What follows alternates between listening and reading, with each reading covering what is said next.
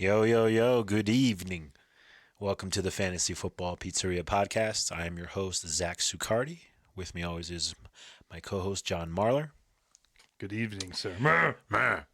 You can find me on Twitter at FFPizzaman and on Instagram at Fantasy Football Pizzeria. And you can find John at Life Never Lost Everywhere, or everywhere at Life Never Lost.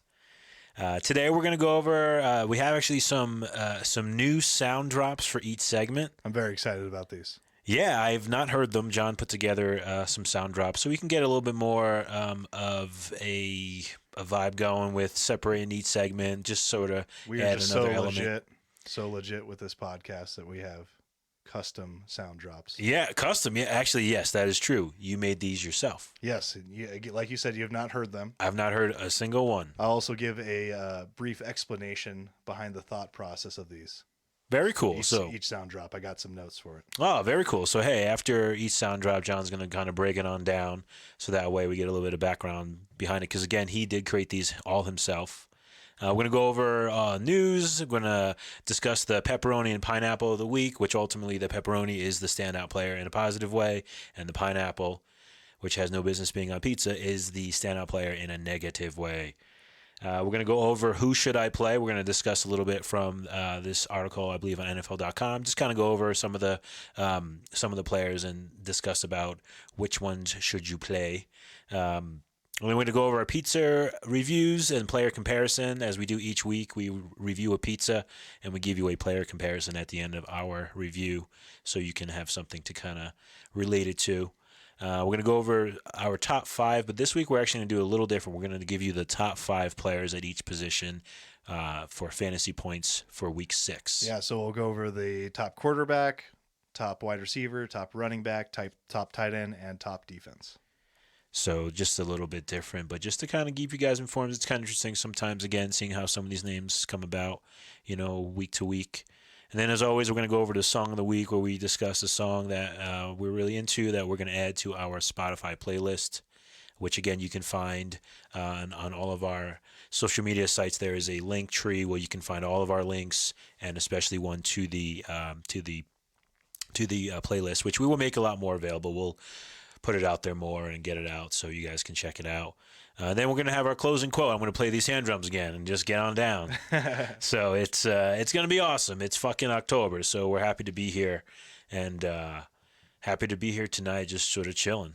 Awesome, dude. Well, are you ready for the news sound drop? Oh, shit. Yeah, let's do it. I hope, let's see if the technology works properly.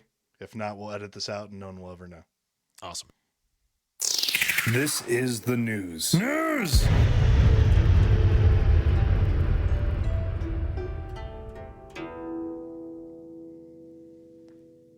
So what do you think about that, Zach? Is it what you expected? Yes and no. It has you in it. It has your awesome voice, the animation behind it. It's pretty simple. At the end, it has like a Japanese kind of a sound to it, which is pretty cool. Yeah, it was a classic Chinese instrument that I hit some random strings on. I figured China was in the news lately, so that would be good for our news segment. Cool. Shout out. I like that. Shout out to China. Yeah. All the good shit about it, Yeah, they've given us lots of money over the years, so we want them to be happy. Even though this is a pizzeria podcast, shout out to good ass Chinese food, especially on the East Coast, because out here in the desert, in America, yeah, the best Chinese food is this place called Panda Express. So the best, yeah, especially on a Sunday evening where it's been sitting out for a while. I can't vouch for that, but yeah, that was pretty cool. I like it. So I guess we should go over the news, but please, did you have any more to? No, that one was pretty simple. That's all there was to that. I liked it. Oh man, it was cool. It definitely lets you know what's about to go down. Yeah, but a few kind of fun-ish stories in the NFL. Antonio Brown says he still wants to play. They're just sorting out that whole lawsuit thing with. I'm assuming it's around the doctor that he farted on, and then says that there's text messages proving that the doctor liked his farts. I'm assuming that's the allegations they're talking about. He also had some sexual assault allegations, but I assume it's the farting on the doctor one.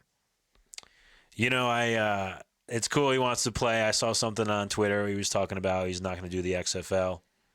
And I think the XFL even tweeted something that kind of like, We don't want him. yeah, like something like that. Honestly, I'm tired of talking about this motherfucker. You know, I hope everything gets straightened out with him. I hope he's able to play at some point. He's a talented guy. You think he's going to play this year? No, I don't think he's gonna play this year because I think even if he, I think he even gets all the legal stuff out of the way. I think he can still get put on the exempt list where like he's not able to play this season. But as far as just fantasy football goes, which is a fantasy football show, I'm all about him playing. I think it'd be great. He goes to San Francisco, goes to the Packers, goes to wherever the fuck who could actually use him, whether it's this year at all, which I don't think it's going to be, or just here in the future.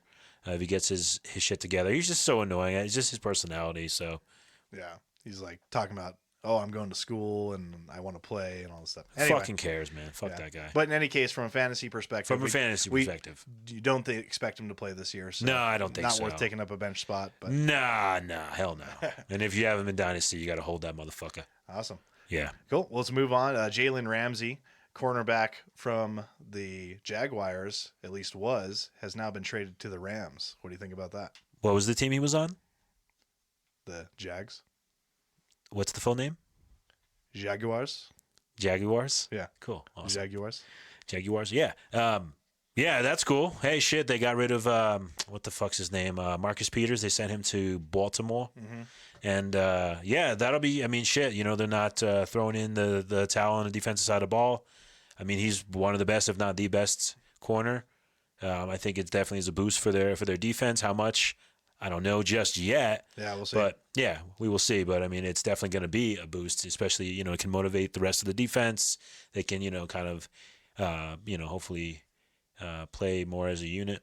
I guess the Jaguars' Gardner Minshew was not enough mustache magic for him to want to stick around.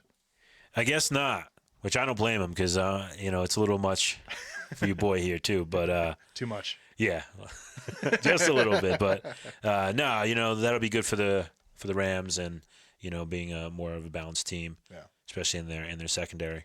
Cool. And you wanted to talk about Ryan Tannehill has taken over for Marcus Mariota. Most people probably remember Tannehill from playing quarterback for the Dolphins, now taking over for the Titans as quarterback. What do you think about that?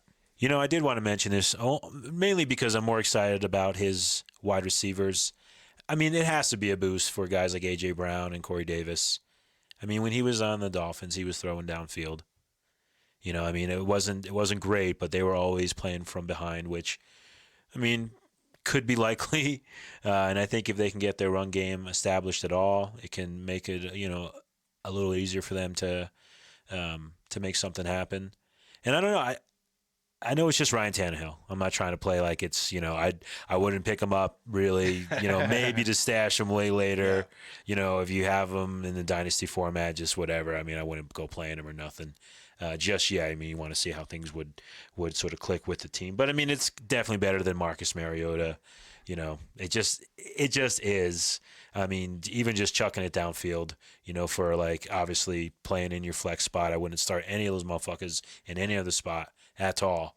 And I bet even in the flex, there's more options that you would have. However, with bye weeks, matchups, things that you still want to consider, I think it was definitely something that I was interested to see as far as the recent news goes. It'll be cool if A.J. Brown, like you said, does get some more yards and more targets out of this. So that's what I'm most excited about. Me too, man. I'm such a fan of him. I just am. And there's something about when guys can sort of stand out even on shitty-ass teams, and they can still sort of get theirs even if it's in garbage time.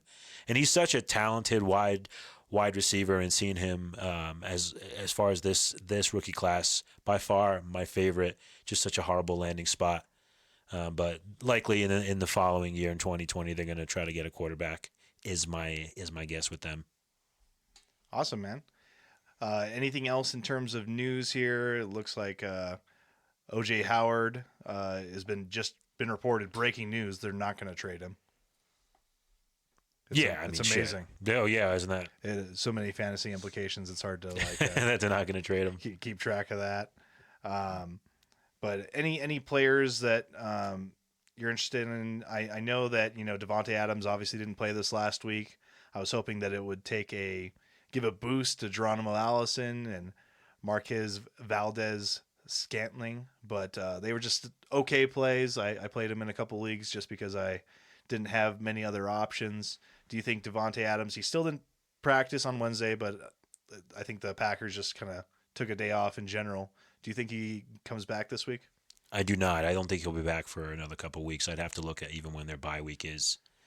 Honestly, turf toe, I got that shit from fucking swimming, from pushing off on the wall. And that's from just swimming.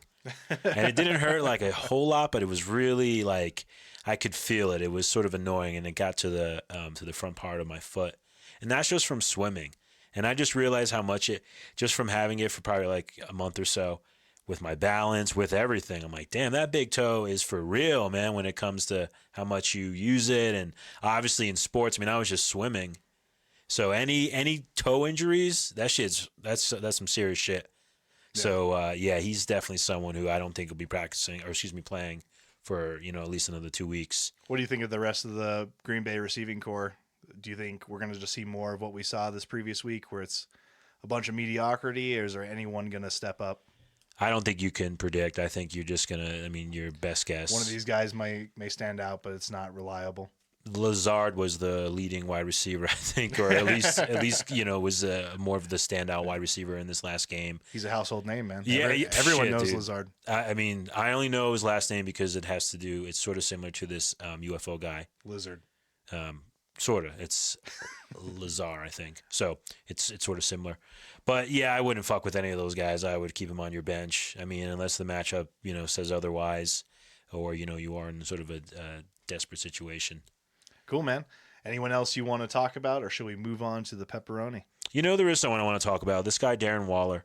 He's the tight end for the Oakland Raiders, and he just got signed through 2023. So they locked him down. I think they're even considering using the franchise tag or something I had read.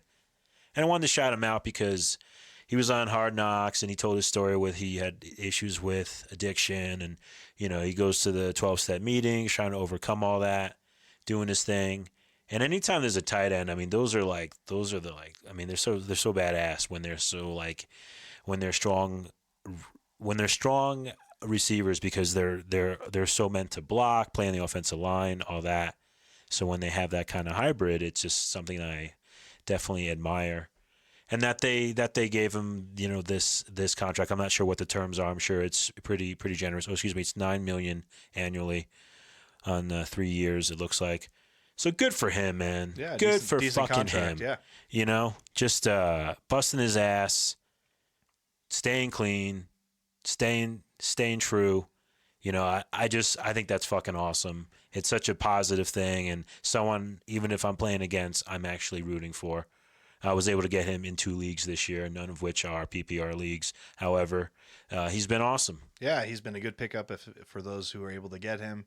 He came from basically an unknown to now being a good fantasy value if you were able to pick him up. Yeah, so I wanted to shout him out. I heard that go down today, and just all that positivity, behind what he's doing and what you can actually achieve despite going through issues with addiction and things like that. You don't have to do it alone. Awesome, dude.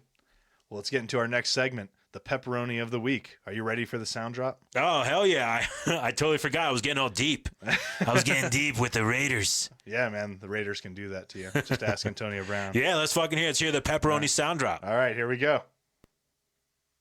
Pepperoni.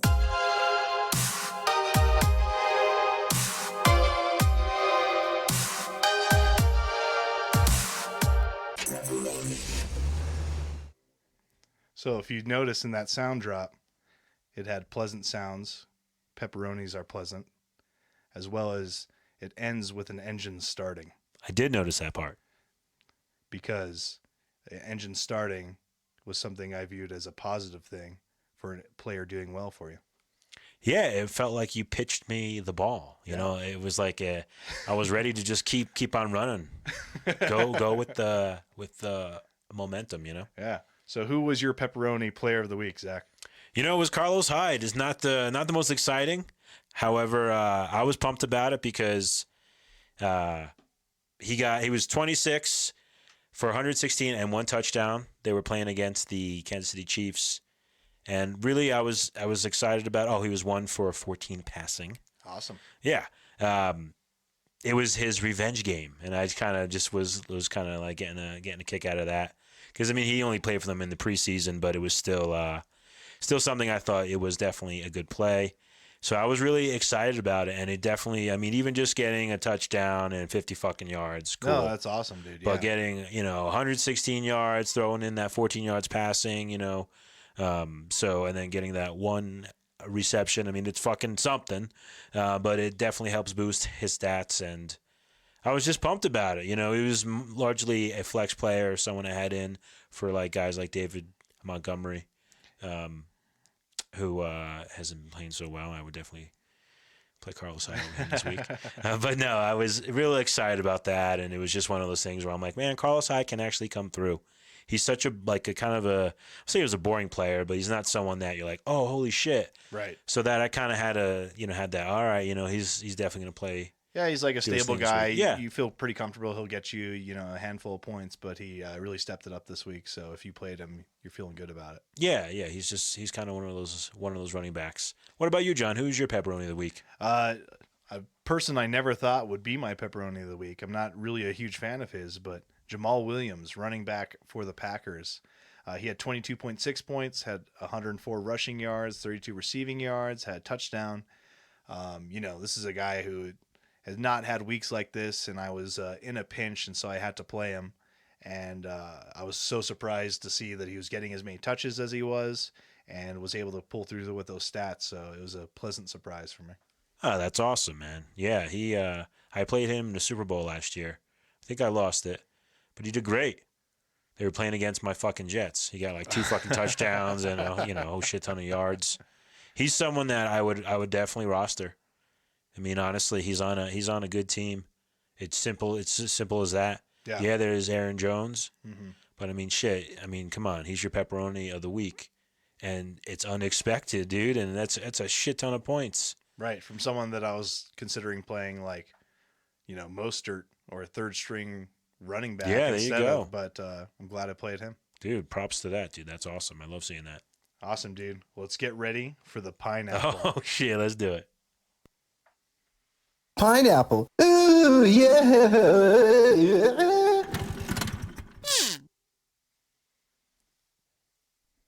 Yeah, that was very fitting, man. Yeah? Yeah. I wanted to do what I thought the lamest thing I could possibly do, and also finish with an engine failing and a disappointing sound. That was good.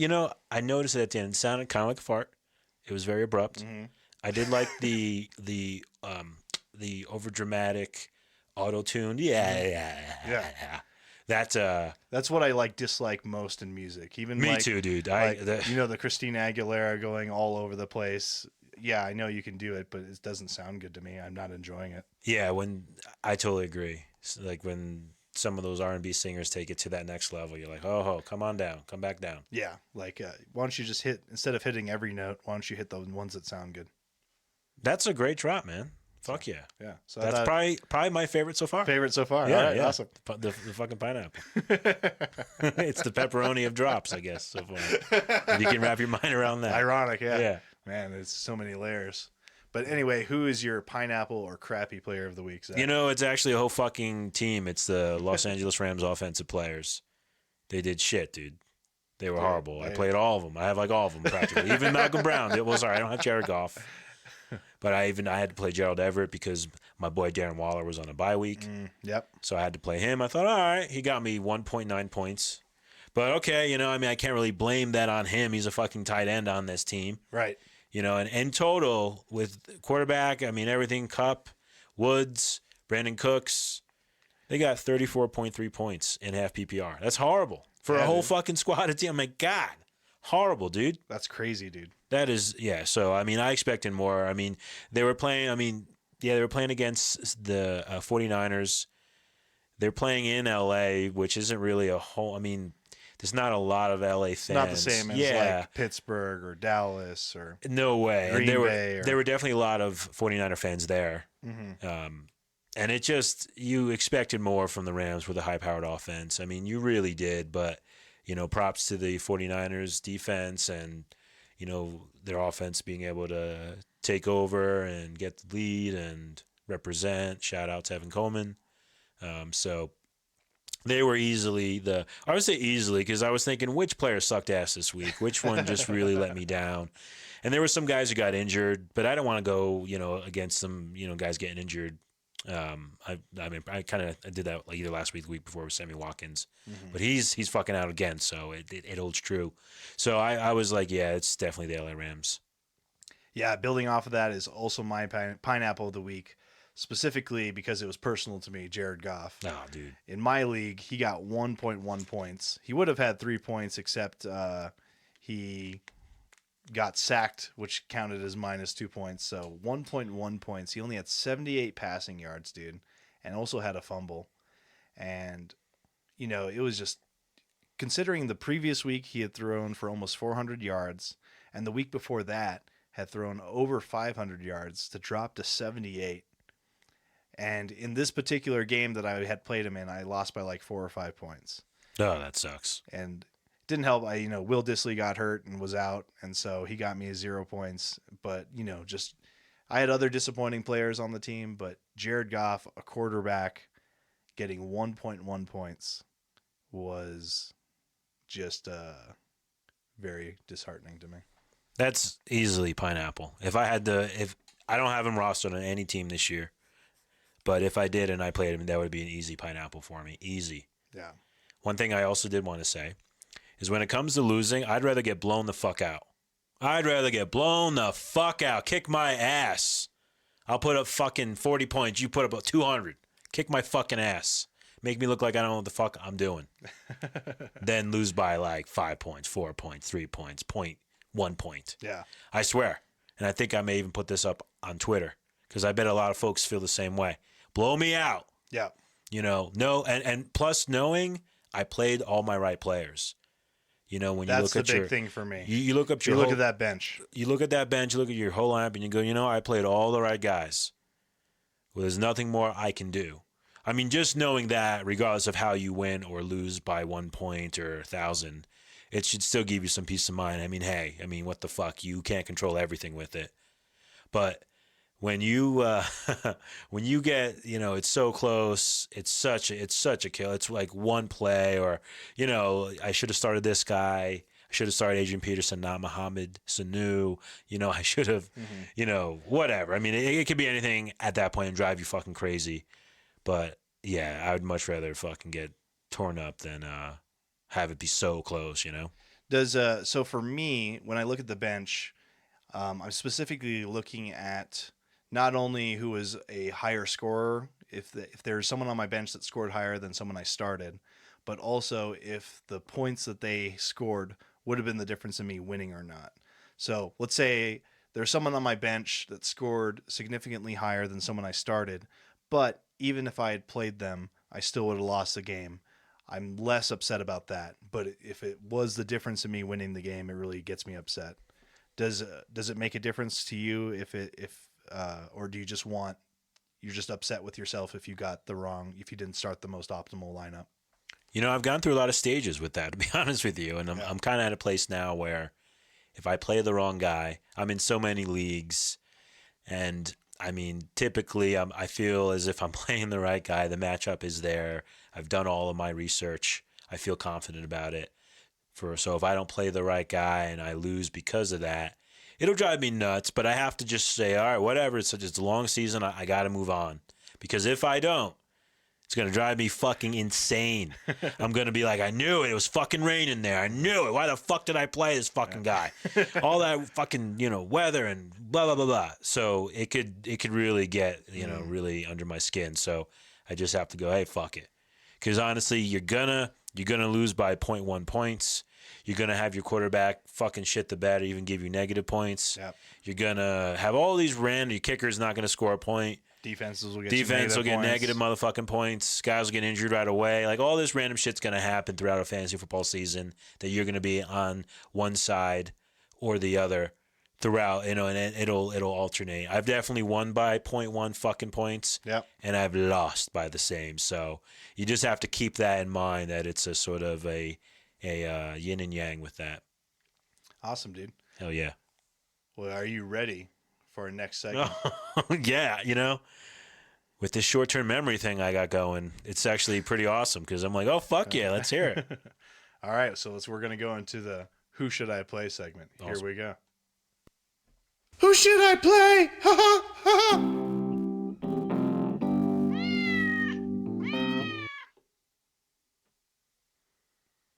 All right. How did that make you feel?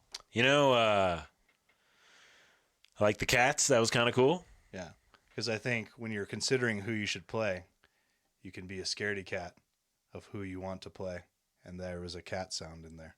Okay, I like that. Yeah. What about the high-pitched, kind of like Mickey Mouse voice? It just felt right. It just felt right? Yeah, there's no logic to that one. There was just artistic expression. It's just in the moment. That's what came to me. Okay, I can appreciate I didn't want to that. do my normal voice. I wanted to mix it up a little bit. Okay. Or I hired a professional. That wasn't me for sure. And it kind of sounded like you had like some like church organ. Yeah. Mm-hmm. So that's cool. Yeah. The whole church thing, yeah. Church is on Sundays, and Football's on Sundays. God's good, all the. Church is a word to reinforce agreeing with something that it is truthful. Wow, deep. Like if you say, pickles are good for you, I could be like, church. Cool. I like it. I'll accept it. Awesome, man.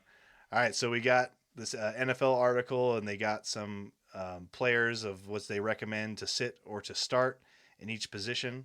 We'll start with the running backs here. What do you think of Derrick Henry versus the Chargers? Yeah, I think you got to start Derrick Henry.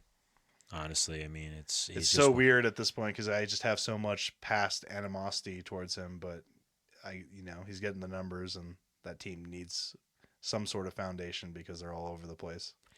Yeah, he's a player to me that I don't own at all. I wasn't really high on. I'm happy to see him do well, but I just can't get behind him, especially where he was going. As far as where he was going in Yeah, I did not draft drafts. him. I've had him in the past, and it just wasn't pleasant, so I avoided him. But if you got him, play him this week. Yeah, hell yeah. You'd mentioned this guy earlier, Tevin Coleman, playing the Washington Redskins. I think in general, when you're playing the Redskins, it's usually a bump up in terms of the offense. What do you think of Coleman going against the Redskins? He's done better than I expected returning to the lineup for the 49ers. Yeah, me too, and I'm happy to see that. He's so damn injury prone. It's like you're just so nervous. He's like a player. Every time I see him carry the ball, I'm nervous. I'm like, fuck, man, just get up and go back to the huddle. But I would totally play him. I mean, the way that offense has been playing, you would expect them to also, have a lead. So they'd be Run trying the ball to, over and over. And it says here that the Washington Redskins have given up the 5th most fantasy points to running backs this year. So, which is a great stat. I mean, honestly, and he's also getting a lot of the goal line carries before he was injured. Yeah, they've been feeding him it. Yeah, he's been. Even though they got a really talented, other running backs with Matt Breida and Mostert and even Williams. That's our 4th string, right? Yeah, he was doing some goal lines. Jeffrey Wilson. Wilson, sorry. Yeah, not Williams. Wilson. But, he's been getting lots of opportunities and lots of goes. So against the Redskins, go for him. Hell yeah. What about Austin Eckler? He's one of the top running backs in terms of fantasy points this year. Props to Steelers defense. They've been doing really well, and so they kept him in check if you played him or pretty much any Charger except for Hunter Henry. Hunter Henry. Yeah, I was going to say Derrick Henry. And so, Hunter Henry did awesome. But other than that, the Chargers really struggled last week. And obviously Melvin Gordon is back. What do you think about Austin Eckler against the Titans this week? I think he's still a must start at this point just because of how productive he's been. Even if he goes to his role last year, he could still put up really good points for you. Definitely in a flex spot. However, I will say with Melvin Gordon being back, there was news this week that he wants to be more involved. He wants more touches. He had like 8 touches or some shit last week. I mean, they were behind a lot. But I think him wanting more and sort of Austin Eckler going back to his role, I still think he's a worthy start. I mean, especially where you drafted him. He's someone I expected to be like, all right, well, even if he goes to his role last year, he's still someone I'm excited to have on my team. Not someone I'm relying on for my RB1 or even RB2. Well, possibly RB2, excuse me. Maybe RB2, Yeah. Definitely a solid flex. if nothing Definitely else. solid flex, but I would temper your expectations with that Melvin Gordon news wanting more carries. We shall see, though. From what I've seen though is with the Chargers, they don't usually ever give any of their running backs like 20 plus touches. Yeah. Um, Spread it out pretty evenly. yeah, They've done that for several years. Yeah, with- yep. Even back in the day with Sproles and before that. So They are one of those teams. cool, man. We're going to talk about some wide receivers. This one's an interesting one to me. Robert Woods. He's been up and down. I'd say mostly down of what I kind of expected him to do this year. We had talked about the Rams in general just sucking last week. This week, the Rams and Robert Woods obviously are playing the Atlanta Falcons, and NFL.com is saying to start him. What do you think about that? Yeah, I think you got to still play Robert Woods. I mean, he scored a rushing touchdown this last week. That was like their only points, right? Yeah, honestly, I mean, he was the only one that, and he was sort of early in the game that I was like, all right, Robert Woods, okay, cool. He's someone that I've always lost to in recent Super Bowls, and he's someone I'm like, this motherfucker. So I have him in like two leagues this year. But yeah, you have to start Robert Woods. I mean, we were shitting on the LA Rams and how crappy their offense was, but not something that we expect to be on a week-to-week basis. So unfortunately, they, at least in my opinion, with all their offensive players minus their tight end, you got to start all those motherfuckers. Minus also Jared Goff. He's definitely someone you want to just go for the matchup. Awesome, man. Michael Gallup has dealt with some injury stuff. Wide receiver for the Cowboys, playing the Eagles this week. They say to start him. Do you agree with that? Hell yeah, got to start him, dude. He got like almost the same amount of targets, if not the same amount as Amari Cooper. With Amari being out that last game, he's gonna play this week. Got to go, Michael Gallup. He's been great this year, man. I'm happy for the Cowboys. He's been even when Amari's playing, he's playing really well. Awesome, dude. Anyone else on this list stand out to you that you want to talk about? Let's take a gander here. I say gander. Like a gander of geese? I guess so. It's just getting older. Different things with your vocab. Says Allen Robinson, start that motherfucker. They're saying to sit him, bro. Oh, I know. You got to start that motherfucker. Yeah, he's been. I understand with the matchup and stuff, but I've been a fan of his for a while, and so he's been pretty consistent to just sit him at this point. John Brown too. You got to start that motherfucker playing against the Dolphins, coming off of a bye week. Yeah, off of a bye week, he's been better than I expected against the Dolphins. And, obviously look at your options, but he's a pretty solid play, I believe. And Robbie Anderson could be sneaky Monday night. It's in New Jersey. I will be there, most likely. But I mean, he's definitely a boomer bust. I mean, they're such a great defense, yada, yada, yada. But, I mean, shit, I would still play him. Awesome, man. Yeah, and Allie Robbie, and yeah, hell yeah, those two. Love Allen Robinson this year, even with that shitty quarterback of his. Cool. Well, looking at a few quarterbacks, you'd mentioned it earlier, just to touch on it again. Jared Goff against the Atlanta Falcons. Falcons have been pretty good at giving up points to quarterbacks. Do you start Jared Goff despite his poopy pineapple performance this week? You definitely do. Against the Falcons, they've been such shit. They've been horrible on defense. I make it bad if you look up how many points they've given up to fucking quarterbacks and wide receivers. They got to be top 10. And even if they're not, you still got to play them. They're fucking horrible. Awesome. So Phillip Rivers, again, played at home against the Steelers. The Steelers defense did a pretty good number on the Chargers in general. He's playing the Titans this week. NFL.com says to sit him. What do you think? I would sit him. I mean, unless you have no other option. There's got to be better matchups, even on your waiver wire. Yeah, and Yeah, we'll see. Maybe it was just an off week. I hadn't been, watching the Chargers very closely this week, but it seemed like he made more mistakes and felt more pressured than he normally does. And so I'm not sure if that was just a one-off with that game, but in any case, I wouldn't feel good playing him this week. They seem very discombobulated this season. Yeah. I mean, I don't know what it is. Maybe injuries or there's just something wrong with that team that it's just you're not seeing the kind of production that that you anticipated on. Yeah, and if you need a quarterback, Josh Allen might be on some waiver wires. He is the quarterback of the Bills and is playing the Dolphins this week. How do you feel about starting him? Hell yeah, I got to start Josh Allen. Yeah, that's definitely against the Dolphins. Must start. He's someone. I mean, I'm a Jets fan, so fuck the Bills, but definitely someone I'm starting this week. Awesome, dude. Anyone else you want to talk about, or should we get into the pizza review? Let's do the pizza review. Yeah, and none of these other motherfuckers who I have really confidence in starting this week that I want to talk about, or really I'm that committed on sitting. I mean, shit. Teddy Bridgewater. I hope you don't have to start him. No. Props to Teddy Bridgewater. He's holding it down. Could be worse. Could be worse, but I mean, playing the fucking. I wish I had played him instead of Jared Goff last week. Yeah. I mean, again, you just never motherfucking know. Especially it could be so volatile with sometimes quarterback. I mean, negative fucking points. You just never know, man. It's a gamble. All right, let's get into our pizza review. Oh fuck yeah, let's do it. Pizza review!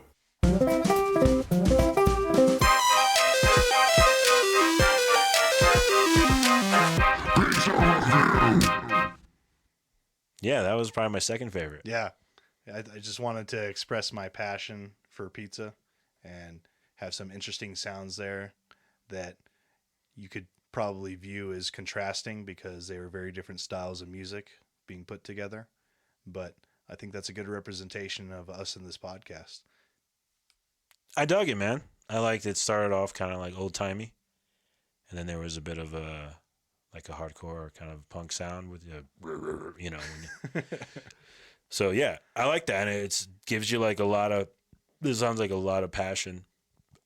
Excuse me, behind it. Then there's excitement behind it. So yeah, that's probably my second favorite one next to the pineapple. Awesome, dude. Yeah. Awesome.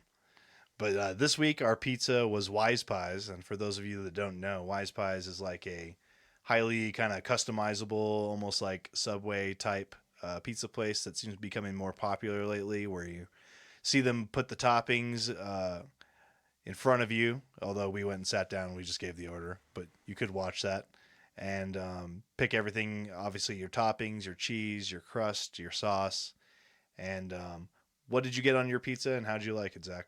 I got the classic pepperoni black olives. Zach classic. Yeah, I'd say that's it. Those are the two toppings that I just kind of roll with. Extra sauce, and I got it well done. The toppings, the olives, they tasted good. Mm-hmm. They really had a really good kind of like a bite to them. Pepperoni to me was lacking. At first, I was like, is there pepperoni in this pizza? Yeah. Because it was under the fucking cheese. So yeah. I'm like, all right. Hidden. I barely noticed it, to be honest with you. Yeah. Like it just wasn't. Black olive pizza. It was pretty much a black olive pizza. The cheese had a good taste. It was one of the things I was like, okay. And usually that doesn't stand out to me, so I got to give it up to the cheese. It was a pretty good taste. Sauce was pretty damn bland and unforgettable. Not to mention, unforgettable. Yeah. In every way. You'll never forget it. Excuse me. I guess it's very forgettable. It made such an impact on you. Yeah, it made such an impact so on bland, me that you'll never forget. it was unforgettable. Yeah, I don't know. I guess I was just stoned and wrote that. I don't know. I know what I meant. But yeah, it was very forgettable. Shit. It was such a small pizza too. It looked like a fucking microwave pizza. I was like, you're kidding me. This is $20 or fucking 10 or whatever it was for us. Yeah. It was so damn small, and I don't know. The flavor wasn't really there. I could see like why people are like, nah. To me, dude, I've had like better frozen pizza. Yeah. Than having that. I mean, it wasn't horrible. It was edible, Mm-hmm. but I would not return. And my player comparison is Austin Eckler in week 6. He didn't do shit And he's kind of a smaller guy with not a lot of production in week 6. Right. We just mentioned him. But, yeah, that's my player comparison. It was sort of a letdown. You know, they have places like that. There's a place out here called Blaze Pizza where you can, like, say all the toppings that you want. That's actually a lot better. So that'd be, I guess, the Melvin Gordon. But definitely not in week 6. I just mean the... not if you're playing the Steelers defense. Yeah. If you're playing this, yeah. But ultimately, that's my player comparison. Not for the overall season, but just his performance in week 6. Yeah. It was very forgettable.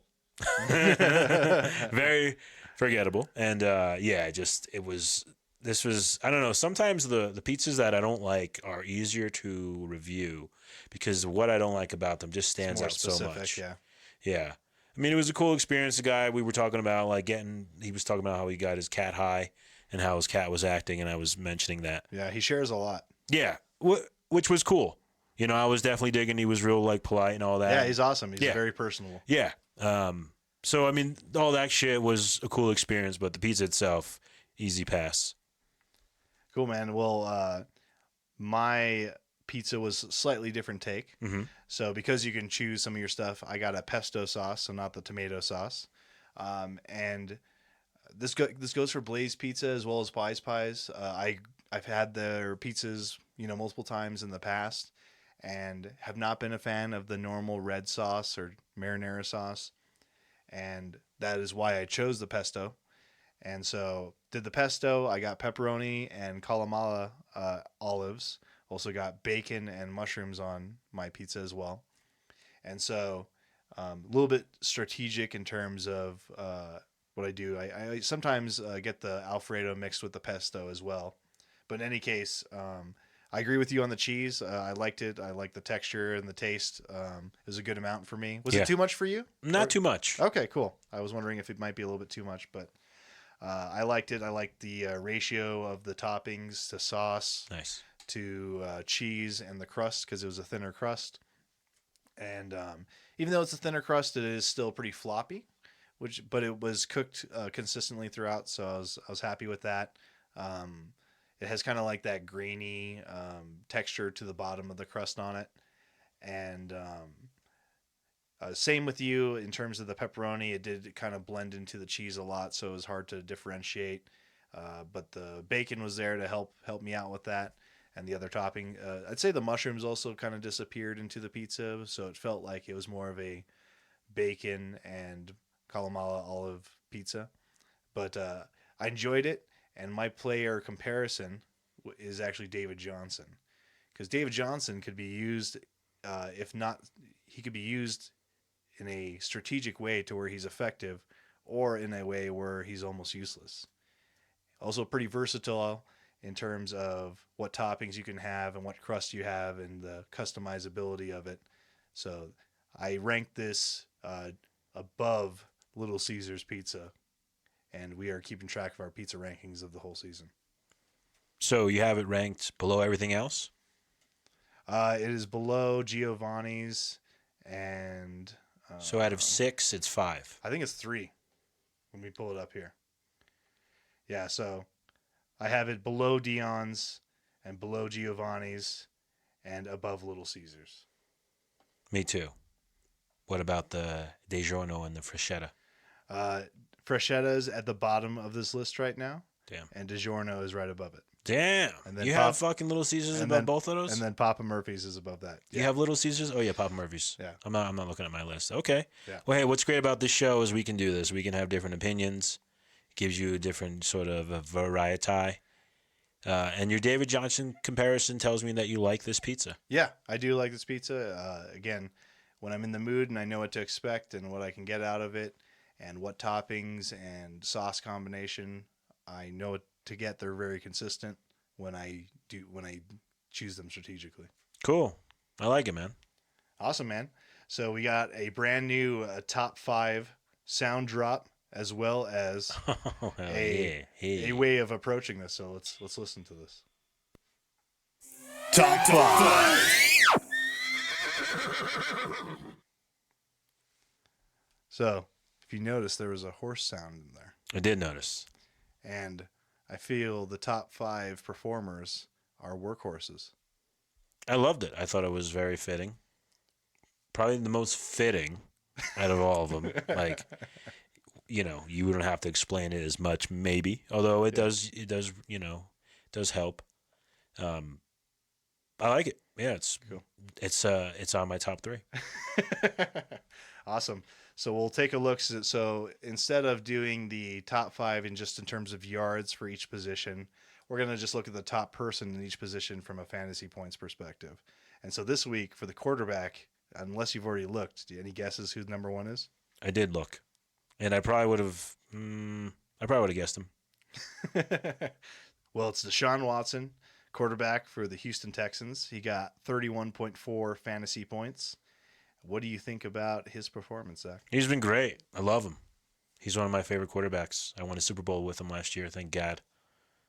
I have to also mention that the Super Bowl that I won last year with him as my quarterback, I had Pat Mahomes. Oh, wow. And before the first week, I dropped him for Dak Prescott. Before the first week. Okay, let me make that clear. So that I still fucking when he won. went on that historic run. Yeah, I mean, geez, it's just amazing. So just that I won the motherfucking league after dropping him as like the worst move ever. Yeah. I mean, it's just like So I was happy to see that against Kansas City, shitty defense. I was really happy to see that he was connecting with Darren Fells and my man Carlos Hyde. Yeah. No, he's been pretty solid, and look forward to seeing how he'll do long term. Let's go to the running back. Did you look at the number 1 running back as well? I didn't. I just did now. All right. It's Nick Chubb. He got 28.4 points. And I guess I'll mention, too, all these points are based off of half-point PPR. But Nick Chubb has been doing better than I expected. He had a little bit of a slower start, but has been solid in the past few weeks. What do you think about his performance? I love Nick Chubb. I love so much about this guy. His name is such a football name, Nick Chubb. Mm-hmm.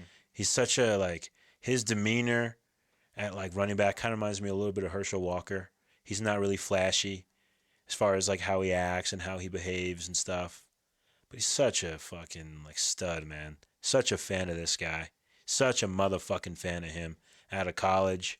Love this guy. Such a fan. In fact, I hit him up last year on the DM, and he told me his favorite pizza is Meat Lovers. Oh, that's right. I remember him getting. That was a pretty cool moment. It was actually really cool. You should post that. Is that on your Instagram? Yeah, I think I have it screenshotted. I'm pretty sure. Awesome. Or I don't think I deleted the DM because, I mean, he sponsors Pizza Hut, so that was a great answer. Great answer. He kept on brand. But look this guy up. Even if you guys are listening, you don't know anything about fantasy football. Look up Nick Chubb. He's fucking awesome. No, he's been doing awesome, and the fact that the Browns have been struggling, losing multiple games when people thought that they were gonna a sure win to win the division, and be playoff contenders, and so they're having to play from behind often. So the fact that sometimes running backs can suffer because of that because they just go pass happy. Yep. But he's still been doing solid. Do you think when Hunt comes back into the lineup, it'll be interesting? That's what I'm kind of interested to see because I believe it's after week 8, correct? Yeah, he'll be back. I think it's week 10 because they have a bye week on the week 9. Yeah, or it's week 11. I believe it's one of those. So I'll be interested to see because I think Hunt is a great talent as well, and so how they decide to distribute that, is him going to be not playing for this amount of time going to make it need where he needs more time to kind of warm up, and how they're going to split the carries with Chubb when he's doing so well. And if they continue to be behind again, how much can the running backs really get from that? It'll be interesting to see. Yeah, that'll be real interesting to see. I have Kareem Hunt in some leagues. Big fan of him, but that's sort of a wait and see approach. So I going to wide receiver, I think it's your boy, man. I think you could have guessed this one even if without looking if you did or not. But Stephon Diggs killed it. But the difference between him and second place in fantasy points for wide receivers here is a big margin. But he got 40 points. He got 3 touchdowns, 167 yards. Talk about your boy. Yeah, it was awesome. This meant Kirk Cousins threw him the ball. Yeah. Which I love. Yeah. I think I played Kirk Cousins against you, bro. You did. Yeah. He threw for 4 touchdowns, I'm pretty sure. Yeah, it was very painful. Yeah, and especially after him sucking before. other than beating you, I was happy, man. I was happy to. Of course, I was happy that I won, but I was happy, to see him do his thing and to see Stephon Diggs be involved. I was also very happy in the one league I did not play Stephon Diggs that I still motherfucking won, because when you get a guy who puts up 40 fucking points at one Crazy. position, Yeah. and you don't play him, it kind of stings. Oh, it's painful. Kind of stings. But if you still win, then it's all right. I won by fucking like 4 points. Yeah. So I'm moving on. If I lost, that would have been tough. Mm-hmm. But I still would have been like, all right, whatever, it happens. It's a huge game. I'm really happy to see it. He's someone I'm still, if you want to sell high on that motherfucker right now. Yeah, probably a good time to do it because he's kind of always. He hasn't been super sustainable in previous years. I like him a lot. I remember Me too. when he kind of like first broke out, I was like, man, this guy, he reminded me of Antonio Brown in terms of his skills and abilities, but just never was as consistent as I had hoped. And I like a lot of the Vikings, man, between Dalvin Cook and Adam Thielen and Diggs. They just have a lot of cool players that I enjoy watching, especially when they're given the right opportunities. So I hope still goes well for him, but I think it's a good point in terms of trying to sell high. They got a lot of really good chemistry on that team when everything is clicking for them. So they are definitely fun to watch. Awesome, man.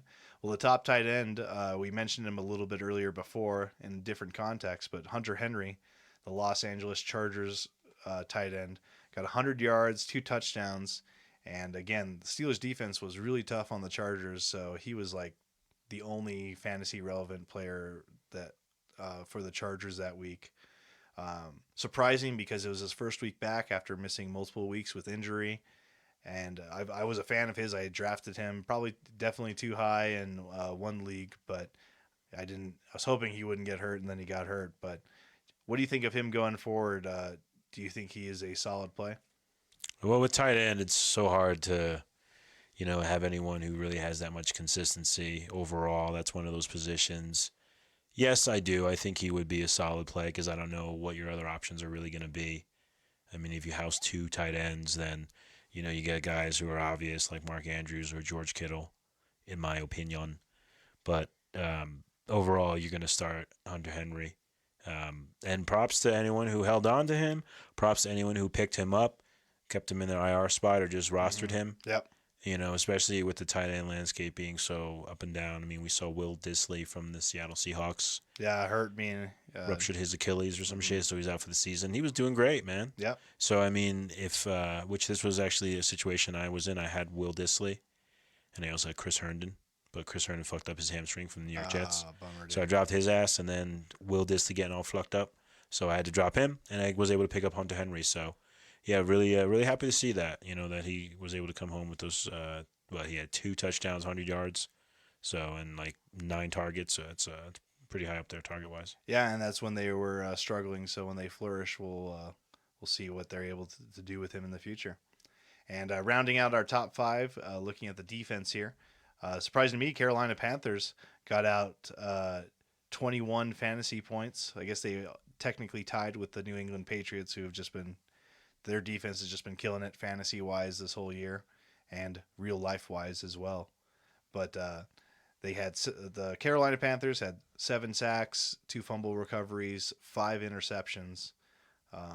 Really, really solid. I believe they were playing the Buccaneers, right? They're in England.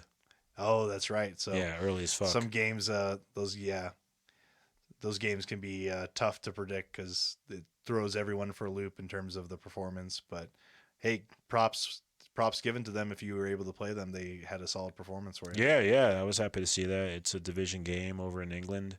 They were able to get the version of the Buccaneers that sucked ass and threw tons of, fantasy-wise, kind of sucked ass, threw tons of interceptions. But they still had a decent game with a lot of garbage time and a lot of, I mean, they were coming back a little bit towards the end, but just too many mistakes. Happy to see it. Also happy to see, shout out to the Washington Redskins playing against the Dolphins. They got me like 12 points in a couple leagues, and I was streaming them. Oh, dude. So I was pretty happy for that. Yeah, you got to be pretty happy. That's a good play from a team that most people would just run away from. Yeah. Play, especially they were starting Josh Rosen. Now they're benching his ass, but I still would look to play defense against the, stream him against the Dolphins. Oh yeah, so is Tannehill starting now? Tannehill. That's fine. Ours, Bringing it Ryan back. Fitzpatrick. Yeah, he is, which is gonna, I'd rather play defense against Josh Rosen, but Ryan Fitzpatrick can also throw tons of interceptions. So Yeah, and he's that team just doesn't have a lot of help. nah, hell no. I was happy to see Kenyon Drake, the running back for the Dolphins. He had the most targets of any back this week. Still So- tough to play him. Yeah, they were saying though that they're not going to trade him. They may extend his contract. So maybe if you need him as a flex in like PPR, Yeah. it looked promising. At least with the amount of targets. This is like the 1 week I could say, all right, it looks sort of like okay. Yeah, You can maybe kind of wait and see, and if you actually need a desperate play. Kenyon Drake or Robert Woods. That's awesome. Robert Woods. All right. Yeah. Hot take. Yeah. Oh yeah. Super hot. Let's get into our song of the week. Ah, hell yeah. I love this. Song of the Week.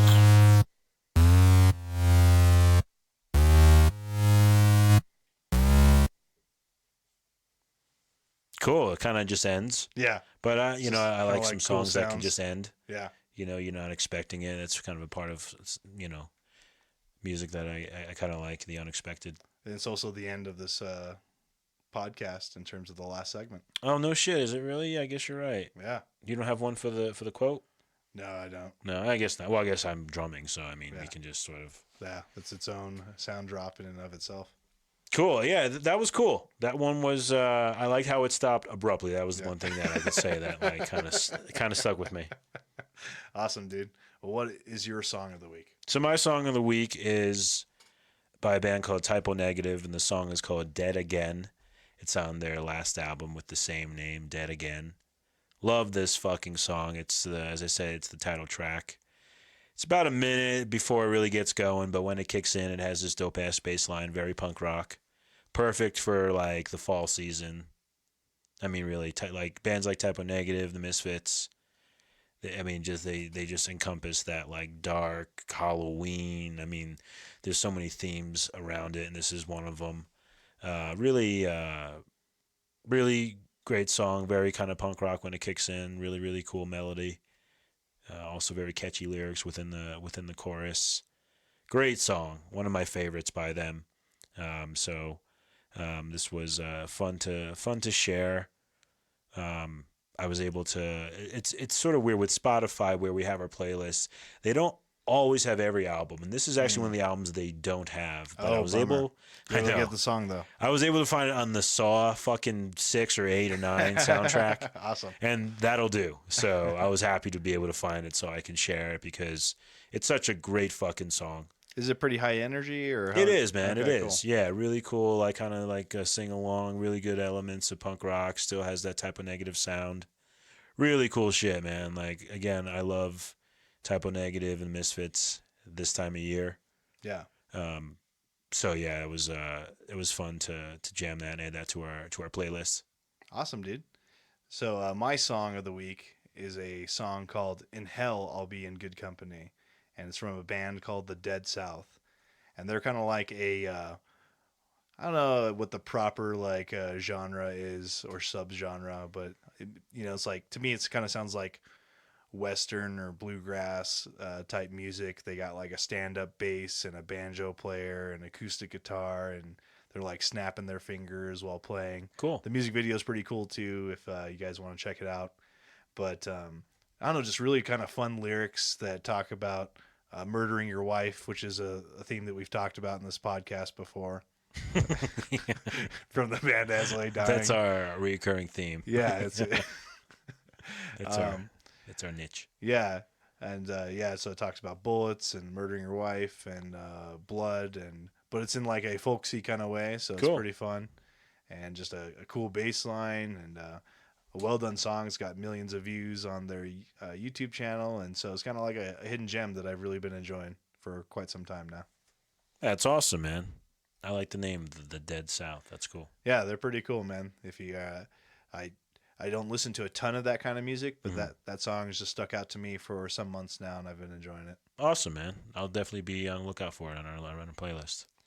Awesome, dude. Well, before you start drumming and we talk about our quote, why don't we tell about the special episode that's coming next week? Oh yeah, so next week we have a special episode because I am going back to New Jersey. I will be visiting for about a week. I'm from this town called Westwood, which is in northern New Jersey, and I'll be spending time in New York and of course in Jersey. So I'm going to be broadcasting from there, and John will be here in Albuquerque, New Mexico. We'll probably be doing it through Skype, so the quality may be a little bit different, but it's still going to be an awesome show. And I'm going to review, I'm not sure what pizza place yet, but it'll be a pizza place out there. So I'm going to handle the pizza review in its entirety. And it'll be cool. I'm going to try to get myself to the Patriots-Jets game on Monday night. It's awesome, dude. Yeah, I'm going to Jersey to see my mom and, just kind of spend some time with friends and family. And yeah, so I'm kind of excited about that, man. It'll be kind of a fun thing for us. Awesome, man. I'm looking forward to it. Well, why don't you grab those drums and let's look at this quote. You know what? I know that normally I read the quote and you drum. Would you like to do both simultaneously? Yeah, let's try it. All right. Let's see if my fucking brain can handle both though at the same time. I believe in you in multiple ways. Thank you, John. Yeah. Thank you, Zach. And just so you guys know, you can find me on Twitter at FFPizzaman and on Instagram at Fantasy Football Pizzeria. And you can find John everywhere at Life Never Lost. Yeah, man. Check out that Fantasy Football Pizzeria on Instagram. You can check out photos of the pizzas that we are reviewing. Check out the link in our Instagram where it'll have stuff for like links to the Spotify playlist as well as other social media from us. Hell yeah. Let's hear this, Zach. Love is staying up all night with a sick child or a healthy adult. Children. By David Frost. Great quote. Super great. I'm a healthy adult. I'm a sick child. We all are. Emotionally.